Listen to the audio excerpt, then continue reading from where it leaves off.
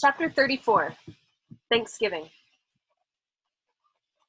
It was actually all Sergeant Knight's fault that Yossarian busted Nately in the nose on Thanksgiving Day, after everyone in the squadron had given humble thanks to Milo for providing the fantastically opulent meal on which the officers and enlisted men had gorged themselves insatiably all afternoon, and for dispensing like an inexhaustible largesse the unopened bottles of cheap whiskey he handed out unsparingly to every man who asked.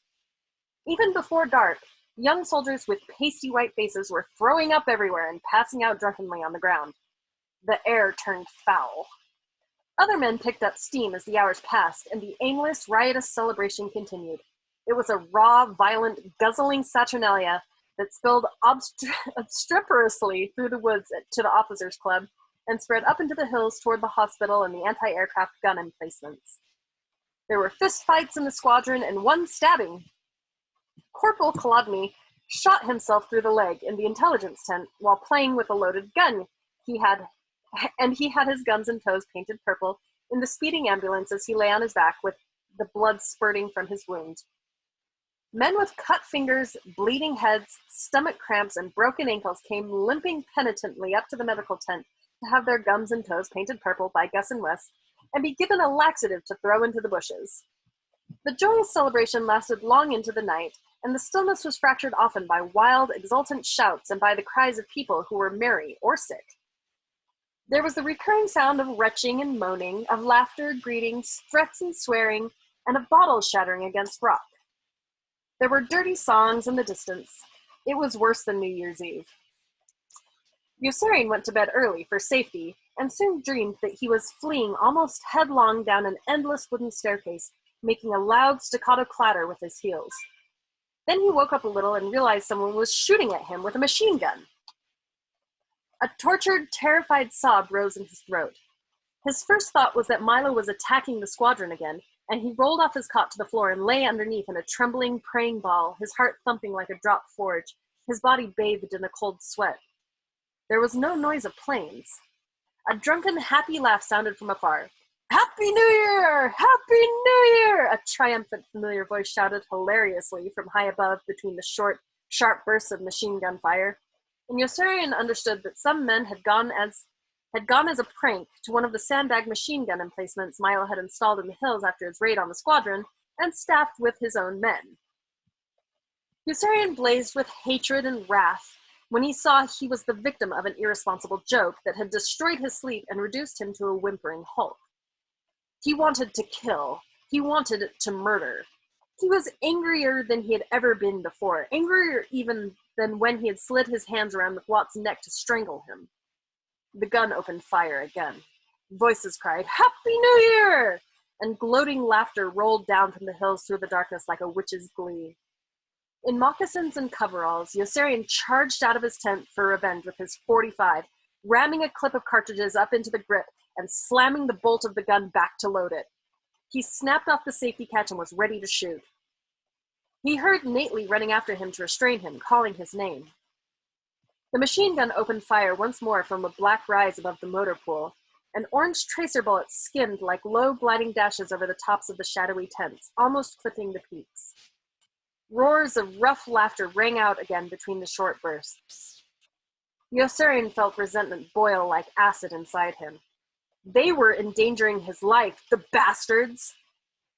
With blind, ferocious rage and determination, he raced across the squadron past the motor pool, running as fast as he could, and was already pounding up into the hills along the narrow, winding path when Nately finally caught up, still calling, "Yo-yo! Yo-yo!"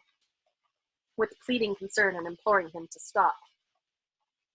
He grasped Yossarian's shoulders and tried to hold him back. Yossarian twisted free, turning.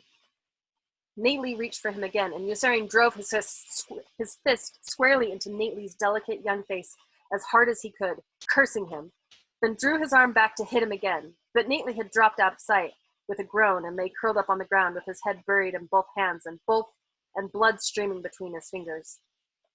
Yossarian whirled and plunged ahead again up the path without looking back. Soon he saw the machine gun.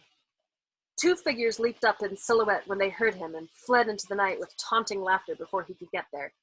He was too late. Their footsteps receded, leaving the circle of sandbags empty and silent in the crisp, windless moonlight. He looked about dejectedly. Jeering laughter came to him again from a distance. A twig snapped nearby. Yossarian dropped to his knees with a cold thrill of elation and aimed. He heard a stealthy rustle of leaves on the other side of the sandbags and fired 2 quick rounds. Someone fired back at him once, and he recognized the shot. "Dunbar?" he called. "Yossarian?" The 2 men left their hiding places and walked forward to meet in the clearing with weary disappointment, their guns down. They were both shivering slightly from the frosty air and wheezing from the labor of their uphill rush. "The bastards," said Yossarian. "They got away." "They took 10 years off my life," Dunbar exclaimed. "I thought that son of a bitch Milo was bombing us again. I've never been so scared. I wish I knew who the bastards were." "One was Sergeant Knight." "Let's go kill him."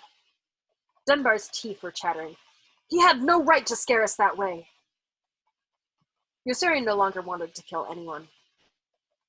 "Let's help Nately first. I think I heard him at the bottom of the hill." But there was no sign of Nately along the path, even though Yossarian located the right spot by the blood on the stones.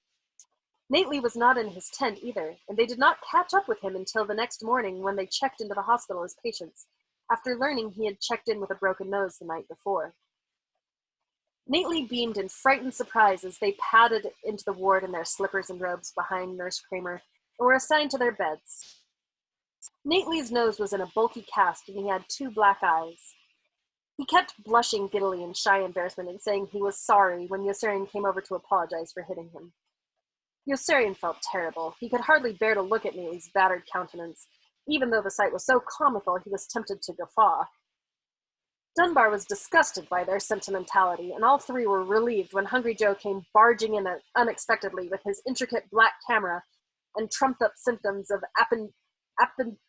appendicitis to be near enough to Yossarian to take pictures of him feeling up Nurse Duckett. Like Yossarian, he was soon disappointed.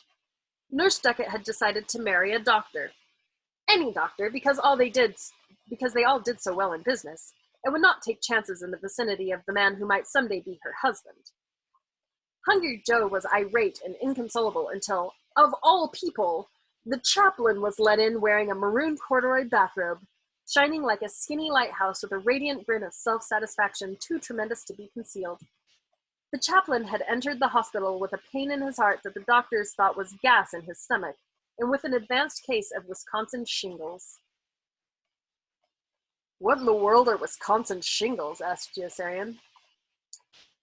"That's just what the doctors wanted to know," blurted out the chaplain proudly and burst into laughter. No one had ever seen him so waggish or so happy. "There's no such thing as Wisconsin shingles, don't you understand? I lied. I made a deal with the doctors. I promised that I would let them know when my Wisconsin shingles went away if they would promise not to do anything to cure them. I never told a lie before. Isn't it wonderful?" The chaplain had sinned, and it was good. Common sense told him that telling lies and defecting from duty were sins. On the other hand, everyone knew that sin was evil and that no good could come from evil. But he did feel good. He felt positively marvelous. Consequently, it followed logically that telling lies and defecting from duty could not be sins. The chaplain had mastered, in a moment of divine intuition, the handy technique of protective rationalization, and he was exhilarated by his discovery. It was miraculous. It was almost no trick at all, he saw, to turn vice into virtue and slander into truth, impotence into abstinence, arrogance into humility, plunder into philanthropy, thievery into honor, blasphemy into wisdom, brutality into patriotism, and sadism into justice. Anybody could do it. It required no brains at all. It merely required no character. With effervescent agility, the chaplain ran through the whole gamut of orthodox immoralities, while Nately sat up in bed with flushed elation, astounded by the mad gang of companions of which he found himself the nucleus. He was flattered and apprehensive, certain that some severe official would soon appear and throw the whole lot of them out like a pack of bums. No one bothered them. In the evening, they all trooped exuberantly out to see a lousy Hollywood extravaganza in Technicolor. And when they trooped exuberantly back in, after the lousy Hollywood extravaganza, The soldier in white was there, and Dunbar screamed and went to pieces. "He's back!" Dunbar screamed. "He's back! He's back!" Yossarian froze in his tracks, paralyzed as much by the eerie shrillness in Dunbar's voice as by the familiar, white, morbid sight of the soldier in white covered from head to toe in plaster and gauze.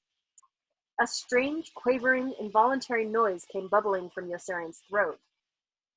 "He's back!" Dunbar screamed again.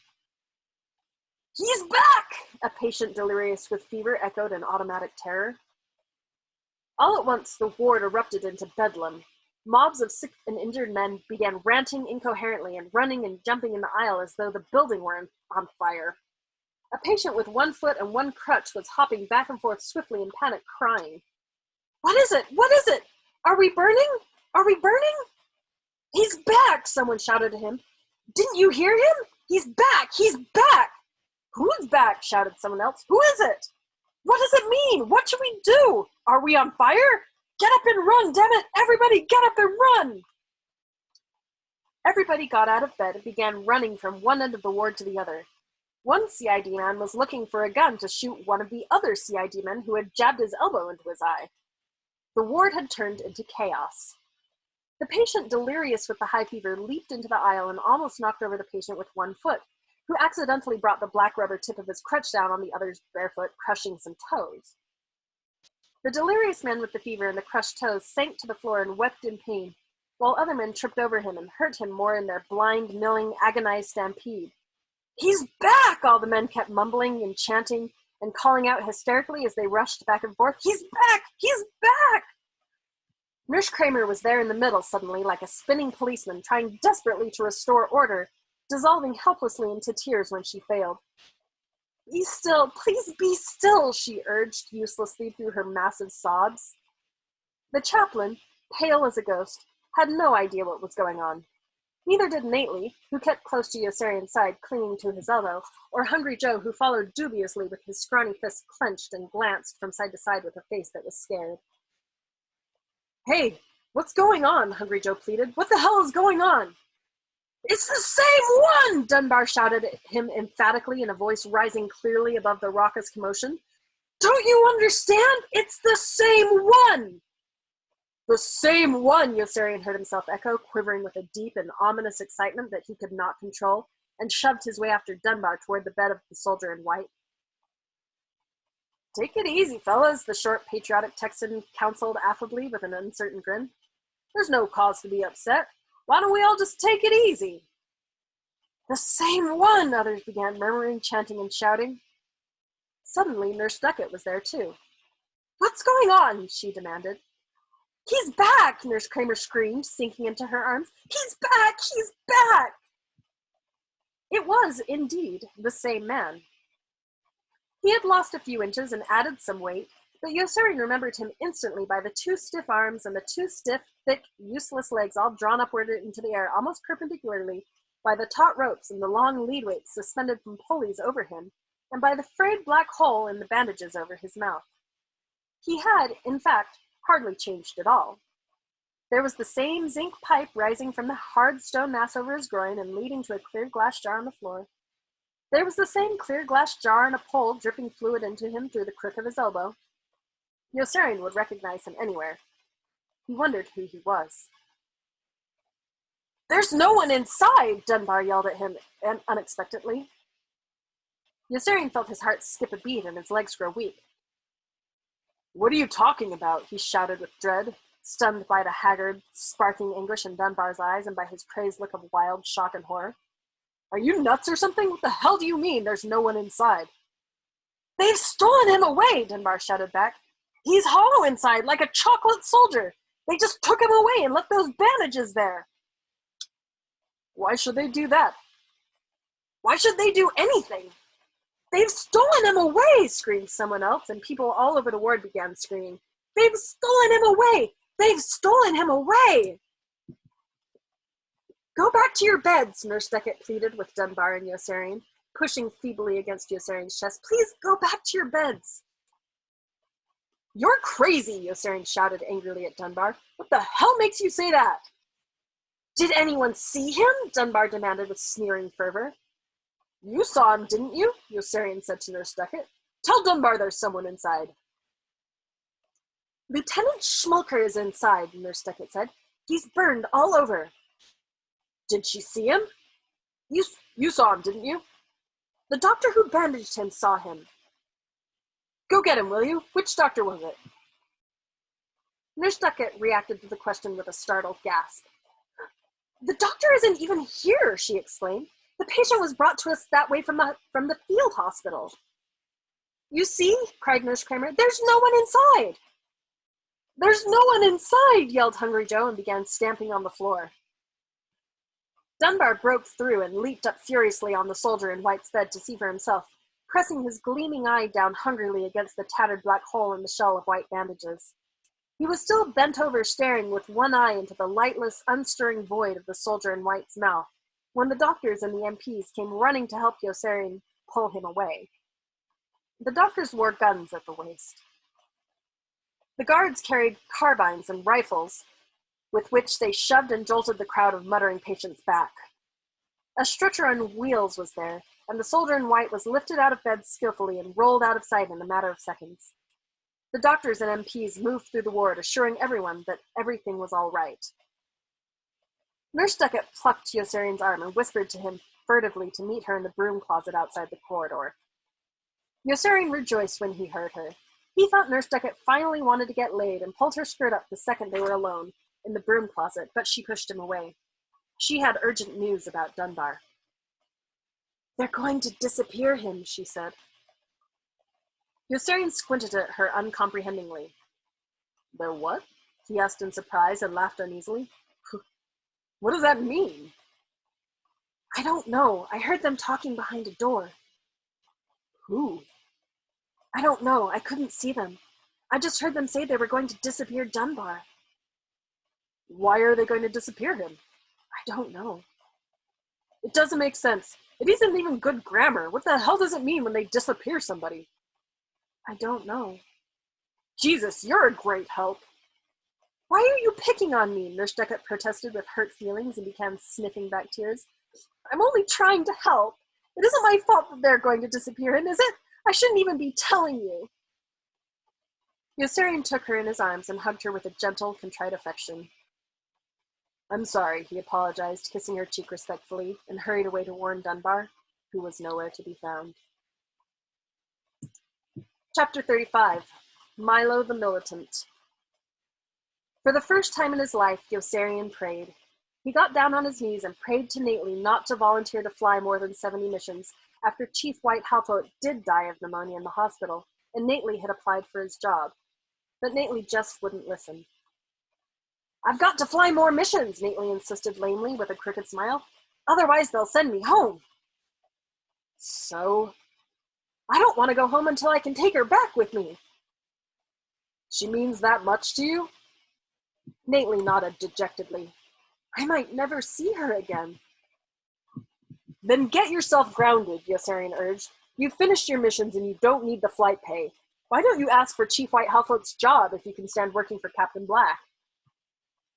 Nately shook his head, his cheeks darkening with shy and regretful mortification. They won't give it to me. I spoke to Colonel Corn and he told me I'd have to fly more missions or be sent home. Yossarian cursed savagely. That's just plain meanness. I don't mind, I guess. I've flown 70 missions without getting hurt. I guess I can fly a few more. Don't do anything at all about it until I talk to someone, Yossarian decided, and went looking for help from Milo, who went immediately afterward to Colonel Cathcart for help in having himself assigned to more combat missions. Milo had been earning many distinctions for himself. He had flown fearlessly into danger and criticism by selling petroleum and ball bearings to Germany at good prices in order to make a good profit and help maintain a balance of power between the contending forces. His nerve under fire was graceful and infinite, with a devotion to purpose above and beyond the line of duty. He had then raised the price of food in his mess halls so high that all officers and enlisted men had to turn over all their pay to him in order to eat. There was an alternative, of course, since Milo detested coercion and was a vocal champion of freedom and choice, was to starve. When he encountered a wave of enemy resistance to this attack, He stuck to his position without regard for his safety or reputation and gallantly invoked the law of supply and demand. And when someone somewhere said no, Milo gave ground grudgingly, valiantly defending, even in retreat, the historic right of freemen to pay as much as they had to for the things they needed in order to survive. Milo had been caught red-handed in the act of plundering his countrymen, and, as a result, his stock had never been higher. He proved good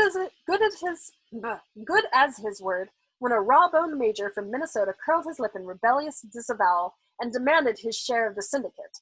Milo kept saying everybody owned.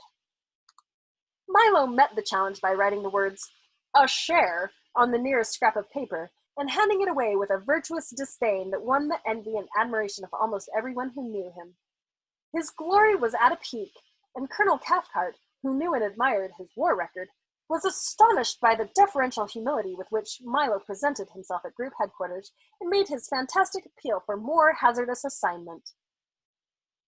"You want to fly more combat missions?" Colonel Cathcart gasped. "What in the world for?" Milo answered in a demure voice with his face lowered meekly. "I want to do my duty, sir. The country is at war, and I want to fight to defend it like the rest of the fellows." "But Milo, you are doing your duty," Colonel Cathcart exclaimed with a laugh that thundered jovially. "I can't think of a single person who's done more for the men than you have. Who gave them chocolate-covered cotton?" Milo shook his head slowly and sadly. "But being a good mess officer in wartime just isn't enough, Colonel Cathcart." "Certainly it is, Milo. I don't know what's come over you." "Certainly it isn't, Colonel." Milo disagreed in a somewhat firm tone, raising his subservient eyes significantly, just far enough to arrest Colonel Cathcart's. "Some of the men are beginning to talk." "Oh, is that it? Give me their names, Milo. Give me their names, and I'll see to it that they go on every dangerous mission the group flies." "No, Colonel, I'm afraid they're right," Milo said, with his head drooping again. "I was sent overseas as a pilot, and I should be flying more combat missions and spending less time on my duties as a mess officer." Colonel Cathcart was surprised but cooperative. "Well, Milo, if you really feel that way, I'm sure we can make whatever arrangements you want. How long have you been overseas now?" 11 months, sir." "And how many missions have you flown?" "5." "5?" asked Colonel Cathcart. "5, sir." "5, eh?" Colonel Cathcart rubbed his cheek pensively. "That isn't very good, is it?" "Isn't it?" asked Milo in a sharply edged voice, glancing up again. Colonel Cathcart quailed. "On the contrary, that's very good, Milo," he corrected himself hastily. "It isn't bad at all." "No, Colonel," Milo said with a long, languishing, wistful sigh. "It isn't very good, although it's very generous of you to say so." "But it's really not bad, Milo. Not bad at all when you consider all your other valuable contributions. 5 missions, you say? Just 5? "Just 5, sir." "Just 5. Colonel Cathcart grew awfully depressed for a moment as he wondered what Milo was really thinking, and whether he had already got a black eye with him. "5 is very good, Milo," he observed with enthusiasm, spying a ray of hope. "That averages out to almost 1 combat mission every 2 months, and I'll bet your total doesn't even include the time you bombed us." "Yes, sir, it does." "It does?" inquired Colonel Cathcart with mild wonder. "You didn't actually fly along on that mission, did you? If I remember correctly, you were in the control tower with me, weren't you?" "But it wasn't my mission," Milo contended. "I organized it, and we used my planes and supplies. I planned and supervised the whole thing." "Oh, certainly, Milo, certainly. I'm not disputing you. I'm only checking the figures to make sure you're claiming all you're entitled to. Did you also include the time we contracted you to bomb the bridge at Orvieto?" "Oh, no, sir. I didn't think I should, since I was in Orvieto at the time directing the anti-aircraft fire." "I don't see what difference that makes, Milo. It's still your mission, and a damned good one, too, I must say. We didn't get the bridge, but we did have a beautiful bomb pattern. I remember General Peckham commenting on it. No, Milo, I insist you count Orvieto as a mission, too." "If you insist, sir." I do insist, Milo. Now, let's see. You now have a grand total of 6 missions, which is damned good, Milo, damned good, really. 6 missions is an increase of 20% in just a couple of minutes, which is not bad at all, Milo, not bad at all. Many of the other men have 70 missions, Milo pointed out. But they never produced any chocolate-covered cotton, did they, Milo? You're doing more than your share. But they're getting all the fame and opportunity, Milo persisted with a petulance that bordered on sniveling. Sir, I want to get in there and fight like the rest of the fellows. That's what I'm here for. I want to win medals, too. Yes, Milo, of course. We all want to spend more time in combat. But people like you and me serve in different ways. Look at my own record. Colonel Cathcart uttered a deprecatory laugh. I'll bet it's not generally known, Milo, that I myself have flown only 4 missions, is it? No, sir, Milo replied. It's generally known that you've flown only 2 missions, and that one of those occurred when Arfie accidentally flew you over the enemy territory while navigating you to Naples for a black market water cooler. Colonel Cathcart, flushing with embarrassment, abandoned all further argument. All right, Milo. I can't praise you enough for what you want to do. If it really means so much to you, I'll have Major assign you to the next 64 missions so that you can have 72. Thank you, sir. Thank you, Colonel. Thank you, sir. You don't know what this means to me. Don't mention it, Milo. I know exactly what it means. No, Colonel. I don't think you do know what it means, Milo disagreed pointedly. Someone will have to begin running the syndicate for me right away. It's very complicated, and I might get shot down at any time. Colonel Cathcart brightened instantly at the thought and began rubbing his hands with avaricious zest. You know, Milo, I think Colonel Corn and I might be willing to take the syndicate off your hands, he suggested in an offhand manner, almost licking his lips in savory anticipation. Our experience in black market plum tomatoes should come in very useful. Where do we begin? Milo watched Colonel Cathcart steadily with a bland and guileless expression. Thank you, sir. That's very good of you. Begin with a salt-free diet for General Peckham and a fat-free diet for General Dreedle. Let me get a pencil. What's next? The cedars. Cedars? From Lebanon. Lebanon? We've got cedars from Lebanon due at the sawmill in Oslo to be turned into shingles for the builder in Cape Cod, COD, and then there's the peas. Peas? That are on the high seas. We've got boatloads of peas that are on the high seas from Atlanta to Holland to pay for the tulips that were shipped to Geneva to pay for the cheeses that must go to Vienna MIF. MIF? Money in front. The Habsburgs are shaky. Milo. And don't forget the galvanized zinc in the warehouse at Flint. 4 carloads of galvanized zinc from Flint must be flown to the smelters in Damascus by noon on the 18th. Terms FOB Calcutta 2% 10 days EOM. One Messerschmitt full of hemp is due in Belgrade for a C-47 and a half full of those semi-pitted dates we stuck them with from Khartoum. Use the money from the Portuguese anchovies we're selling back to Lisbon to pay for the Egyptian cotton we've got coming back to us from Mamaroneck and to pick up as many oranges as you can in Spain. Always pay cash for naranjas. Naranjas? That's what they call oranges in Spain. And these are Spanish oranges. And, oh yes, don't forget Piltdown Man. Piltdown Man? Yes, Piltdown Man. The Smithsonian Institution is not in a position at this time to meet our price for a second Piltdown Man, but they are looking forward to the death of a wealthy and beloved donor and... Milo! France wants all the parsley we can send them, and I think we might as well because we'll need the francs for the lira, for the fendings for the dates when they come back.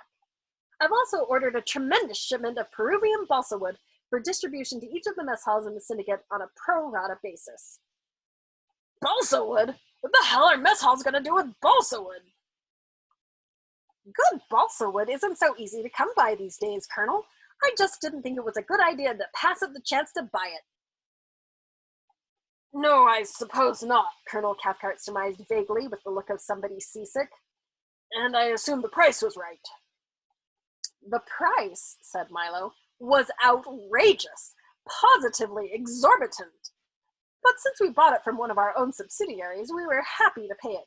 Look after the hides. The hives? The hides. The hides? The hides. In Buenos Aires. They have to be tanned. Tanned? In Newfoundland. And shipped to Helsinki NIF before the spring thaw begins. Everything to Finland goes NMIF before the spring thaw begins. No money in front, guessed Colonel Cathcart. Good, Colonel, you have a gift, sir. And then there's the cork. The cork? That must go to New York. The shoes for Toulouse, the ham for Siam, the nails from Wales, and the tangerines for New Orleans. Milo. We have coals in Newcastle, sir. Colonel Cathcart threw up his hands. Milo, stop! He cried, almost in tears. It's no use. You're just like I am, indispensable. He pushed his pencil aside and rose to his feet in frantic exasperation. Milo, you can't fly 64 more missions. You can't even fly one more mission. The whole system would fall apart if anything happened to you. Milo nodded serenely with complacent gratification. Sir, are you forbidding me to fly any more combat missions? Milo, I forbid you to fly any more combat missions, Colonel Cathcart declared in a tone of stern and inflexible authority. But that's not fair, sir, said Milo. What about my record? The other men are getting all the fame and medals and publicity. Why should I be penalized just because I'm doing such a good job as mess officer? No, Milo, it isn't fair. But I don't see anything we can do about it. Maybe we can get someone else to fly my missions for me. But maybe we can get someone else to fly your missions for you, Colonel Cathcart suggested. How about the striking coal miners in Pennsylvania and West Virginia? Milo shook his head. It would take too long to train them. But why not the men in the squadron, sir? After all, I'm doing all this for them. They ought to be willing to do something for me in return. But why not the men in the squadron, Milo? Colonel Cathcart exclaimed. After all, you're doing all this for them. They ought to be willing to do something for you in return. What's fair is fair. What's fair is fair. They could take turns, sir. They might even take turns flying your missions for you, Milo. Who gets the credit? You get the credit, Milo. And if a man wins a medal flying one of your missions, you get the medal. Who dies if he gets killed? Why, he dies, of course. After all, Milo, what's fair is fair. There's just one thing. You'll have to raise the number of missions. I might have to raise the number of missions again, and I'm not sure the men will fly them. They're still pretty sore because I jumped them to 70. If I can get just one of the regular officers to fly more, the rest will probably follow. Nately will fly more missions, sir, Milo said. I was told in strictest confidence that just a little while ago that he'll do anything he has to in order to remain overseas with a girl he's fallen in love with.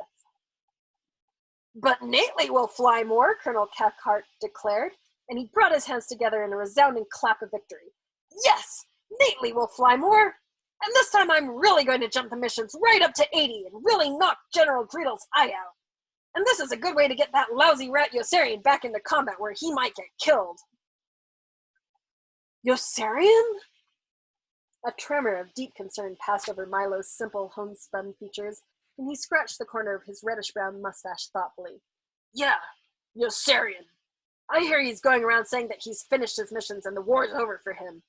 Well, maybe he has finished his missions, but he hasn't finished your missions, has he? Ha ha! Has he got a surprise coming to him? Sir, Yossarian is a friend of mine, Milo objected. I'd hate to be responsible for doing anything that would put him back in combat. I owe a lot to Yossarian. Isn't there any way we could make an exception for him? Oh, no, Milo, Colonel Cathcart clucked sententiously, shocked by the suggestion. We must never play favorites. We must always treat every man alike. I'd give everything I own to Yossarian, Milo persevered gamely in Yossarian's behalf. But since I don't own everything, I can't give everything to him, can I? So he'll just have to take his chances with the rest of them, won't he? What's fair is fair, Milo. Yes, sir, what's fair is fair, Milo agreed. Yossarian is no better than the other men, and he has no right to expect any special privileges, has he? No, Milo, what's fair is fair. And there was no time for Yossarian to save himself from combat once Colonel Cathcart issued his announcement raising the missions to 80 late that same afternoon. No time to dissuade Nately from flying them, or even to conspire again with Dobbs to murder Colonel Cathcart, for the alert sounded suddenly at dawn the next day, and the men were rushed into the trucks before a decent breakfast could be prepared. And they were driven at top speed to the briefing room and then out to the airfield, where the clitter-clattering fuel trucks were still pumping gasoline into the tanks of the planes, and the scampering crews of armorers were toiling as swiftly as they could at hoisting the 1,000-pound demolition bombs into the bomb bays. Everybody was running, and engines were turned on and warmed up as soon as the fuel trucks had finished. Intelligence had reported that a disabled Italian cruiser in dry dock at La Spezia would be towed by the Germans that same morning to a channel at the entrance of the harbor, and scuttled there to deprive the Allied armies of deep-water port facilities when they captured the city. For once, a military intelligence report proved accurate. The long vessel was halfway across the harbor when they flew in from the west, and they broke it apart with direct hits from every flight that filled them, all with waves of enormously satisfying group pride, until they found themselves engulfed in great barrages of flak that rose from guns in every bend of the huge horseshoe of mountainous lands below. Even Havermeyer resorted to the wildest evasive action he could command when he saw what a vast distance he had still to travel to escape, and Dobbs, at the pilot's control in his formation, zigged when he should have zagged, skidded his plane into the plane alongside, and chewed off its tail. His wing broke off at the base, and his plane dropped like a rock and was almost out of sight in an instant. There was no fire, no smoke, not the slightest untoward noise. The remaining wing revolved as ponderously as a grinding cement mixer as the plane plummeted nose downward in a straight line at accelerating speed until it struck the water, which foamed open at the impact like a white water lily on the dark blue sea, and washed back in a geyser of apple-green bubbles when the plane sank. It was over in a matter of seconds. There were no parachutes. And Nately, in the other plane, was killed too.